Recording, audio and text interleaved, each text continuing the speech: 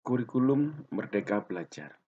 Selamat datang di media belajar IPS kelas 7 yang diasuh oleh Bapak Dr. Andes Sumarno. Anak-anakku sekalian, jangan lupa untuk subscribe.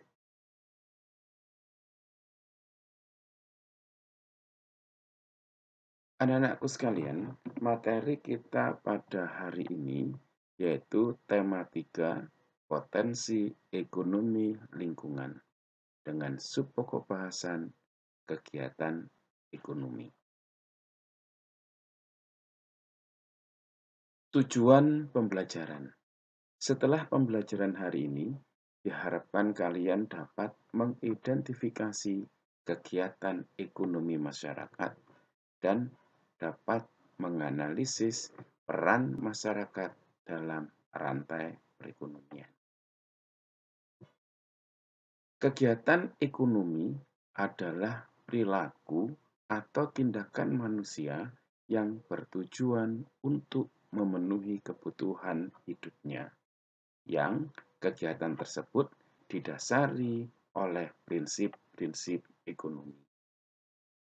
Secara umum, penggunaan prinsip ekonomi mempunyai tujuan memaksimalkan keuntungan, di mana kita mendapatkan hasil yang sebesar-besarnya, meminimalkan kerugian dengan pengorbanan yang sekecil-kecilnya. Kegiatan manusia yang dilakukan dalam rangka memenuhi kebutuhannya dibagi menjadi 3, yaitu produksi, distribusi, dan konsumsi. Produksi. Produksi adalah merupakan kegiatan untuk menghasilkan suatu barang atau jasa. Kegiatan pokok ekonomi produksi dilakukan oleh produsen dalam rangka menghasilkan barang untuk memenuhi kebutuhan konsumen. Jenis produksi ada hasil produksi dibagi menjadi 2, yaitu produksi barang dan produksi jasa. Sedangkan tujuan kegiatan produksi adalah tujuan utamanya adalah memenuhi kebutuhan manusia dalam rangka mencapai kemakmuran. Faktor-faktor produksi yang pertama ada faktor alam, ada faktor tenaga kerja, ada faktor modal, dan faktor kewirausahaan. Faktor alam merupakan semua hasil alam, baik yang berupa benda maupun makhluk hidup yang digunakan dalam kegiatan produksi. Sedangkan faktor tenaga kerja yang menjalankan kegiatan produksi, baik secara langsung maupun tidak langsung. Faktor modal meliputi semua barang dan benda yang digunakan untuk memperlancar dan memaksimalkan proses produksi. Sedangkan faktor kewirausahaan merupakan faktor keahlian yang berfungsi untuk mengontrol dan memastikan bahwa faktor-faktor produksi berjalan dengan baik dan menghasilkan produksi yang maksimal. Sekarang kita bicara dengan distribusi.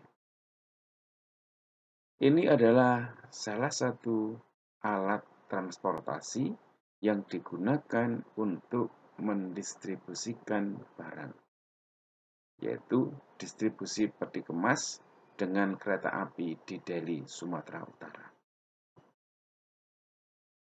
Distribusi merupakan kegiatan yang dilakukan untuk menyalurkan barang dari produsen kepada konsumen.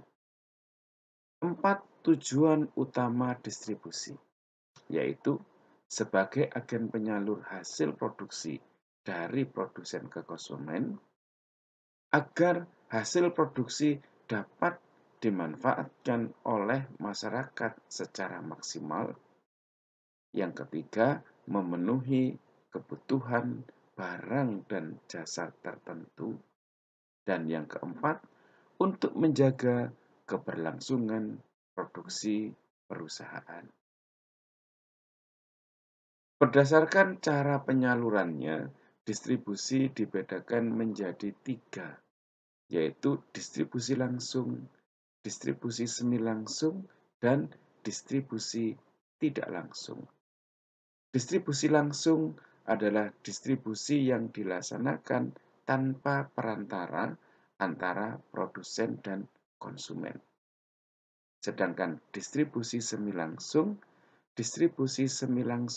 merupakan kegiatan distribusi di mana produsen mendistribusikan barang dan jasanya kepada konsumen melalui perantara yang merupakan bagian dari produsen. Sedangkan distribusi tidak langsung merupakan kegiatan distribusi di mana produsen mendistribusikan barang dan jasanya melalui perantara. Perantara tersebut dapat berupa agen, minimarket, pasar, dan pedagang kecil. Konsumsi. Konsumsi merupakan kegiatan menghabiskan atau mengurangi manfaat suatu barang untuk memenuhi kebutuhannya.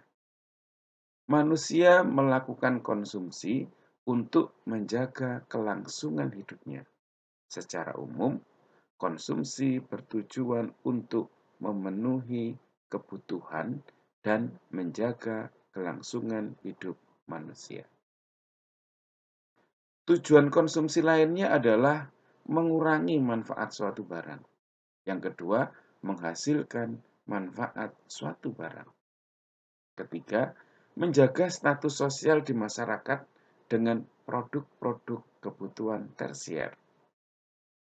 Keempat, menjaga kesehatan tubuh dengan konsumsi vitamin dan gizi yang seimbang. Kelima, memenuhi kebutuhan jasmani. Memenuhi kebutuhan rohani, estetika, atau keindahan. Beberapa hal yang mempengaruhi perbedaan konsumsi, yaitu faktor internal. Faktor internal yaitu faktor yang berasal dari dalam diri seseorang, meliputi motivasi, sikap, dan selera. Sedangkan faktor eksternal yaitu faktor yang berasal dari luar seseorang, meliputi pekerjaan, harga barang atau jasa, dan kebudayaan. Anak-anakku sekalian, sekarang ada beberapa hal yang harus kalian diskusikan. Saat ini yang akan kita diskusikan adalah diskusi dengan teman sebangku. Setiap kelompok dalam teman sebangku berdiskusi sesuai dengan materi yang diberikan. Setelah selesai, silakan masing-masing kelompok mempresentasikan hasil diskusinya. Sedangkan kelompok yang lain bertanya dan menanggapi hasil dari diskusi atau presentasi. Materi diskusi dengan teman sebangku. 1. Apa dampaknya jika sumber daya alam digunakan secara berlebihan dalam kegiatan produksi? Berikan solusinya. 2. Faktor apa saja yang mempengaruhi kualitas tenaga kerja? 3. Faktor-faktor apakah yang perlu diperhatikan dalam menjalankan sebuah wirausaha? 4. Mengapa distribusi termasuk ke dalam masalah ekonomi? 5. Faktor apa saja yang mempengaruhi kegiatan konsumsi? 6. Apa yang menyebabkan daya beli masyarakat menurun? Dan ketujuh, mengapa pada saat terjadinya kenaikan harga-harga selalu diikuti oleh masalah pengangguran. Nah, demikian materi diskusi yang harus kalian diskusikan dengan teman sebangku. Kemudian, kalian juga harus mengerjakan aktivitas individu.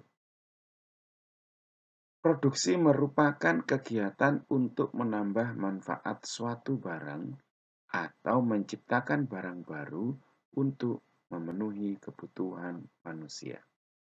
Sebutkan kegiatan produksi yang ada di lingkungan sekitar rumah kalian. Apakah bahan baku yang digunakan dan apa produk yang dihasilkan? Selamat belajar.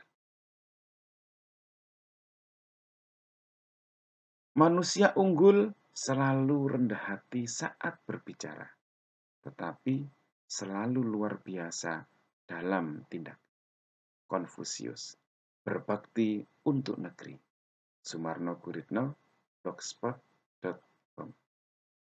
Akhirul kalam, wassalamualaikum warahmatullahi wabarakatuh.